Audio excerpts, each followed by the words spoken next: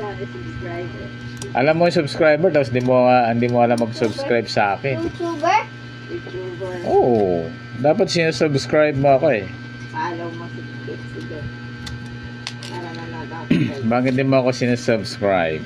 Wala pa yan. May account ka na ba? Guys, kaya ito lang guys ha, putol-putulin nyo siyempre muna, depende sa haba na gusto ninyo. Tapos, ganun lang guys, oh. Paghati dyan, ayan eh. Gano'n nyo lang, simple, di ba?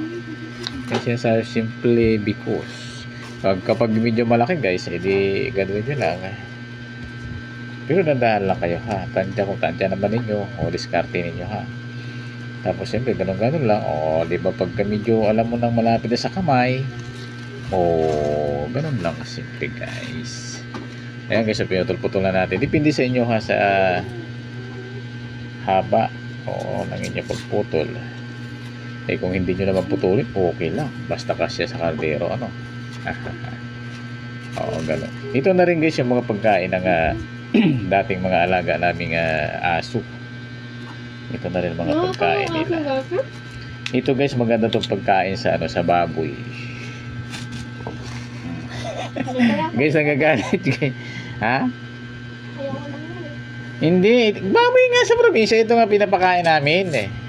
Guys, nagagalit guys yung guys, so yun kasi akala niya siya yung skin tang. Hindi naman eh. Dito to guys, ito guys sa pinakamaganda. Lalo tigit pagbintahin niya na guys yung inyong baboy. Ito ipakain nyo guys, napakabigat ito para sa baboy. Ay kung napakain nyo ng ang baboy nyo ng mga 10 piraso ito, di ilang kilo na yung patong doon. O diba, napakalaki na. O guys, ganyan lang ha, ganyan kasimple. Oo, dapat to tatarin mo ng mapino para magaling kumain yung baboy. Oo, kinakain ng baboy to sa probinsya. Ako, wala ako sa probinsya mo. Ayun lang. Nagbabalita tayo baboy. Wala ka sa probinsya, dito ka sa Manila. Dapat kumakain ka nito eh. Di ba? Kasi kasama ka doon sa mga mga kapatid.